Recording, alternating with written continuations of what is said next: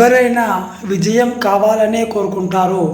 ప్రతి ఒక్క విద్యార్థి కానీ, ప్రతి మానవుడు కానీ, ప్రతి యువకుడు కానీ, ఎవరైనా సరే నేను అనుకున్న లక్ష్యాన్ని సాధించాలి అని అనుకుంటాడు, కానీ పట్టుబట్టాడు. ఎవరైతే పట్టుబడతారో వారు తప్పకుండా గెలిచి చూపిస్తారు. అలాగే ఒక ఉదాహరణకు, ఒక అడవిలో ఒక ఏనుగు ఉంది.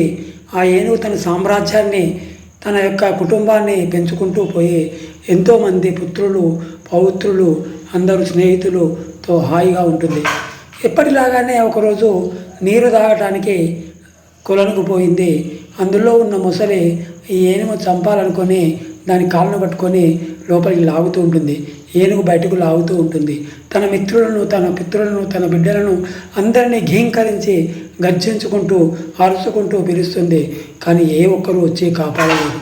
అలా కాపాడకపోవడానికి కారణం ఏంటిది అని ఆలోచిస్తుంటుంది. అంటే తన బలమే తనకు మూలము, ఎవరు కూడా ఆపదలలో ఆదుకోరు అని అది అనుకుంటుంది.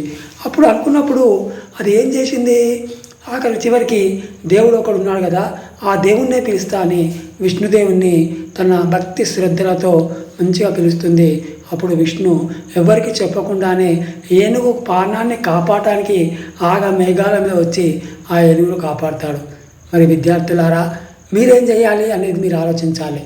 మనకు ముఖ్యమైనది చదువు. మీరు ఎంతమంది చదువుతున్నారనేది మీకు తెలుసు, కానీ వాయిదాలు వేసుకుంటూ అప్పటికి చదువుదాం, రేపు చదువుదాం ఇలా అనుకుంటూ వాయిదాలు వేసుకుంటూ చదవలేకపోతున్నారు. దానికి మీడియాలు, పేపర్లు, మన మిత్రులు, మన కుటుంబము కారణం కావచ్చు.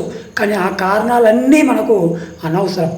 మీరు అనుకుంటే ఏనుగు ఎలాగైతే తనను తాను రక్షించాలనుకుందో అలాగే మీరు కూడా మీ చదువు మీరు చదివి 100% చేయగలుగుతారు అనేది ఈ యొక్క మీ యొక్క శక్తికి, సామర్థ్యాలను రుజువు చేస్తుంది అని తెలియజేస్తున్నాను.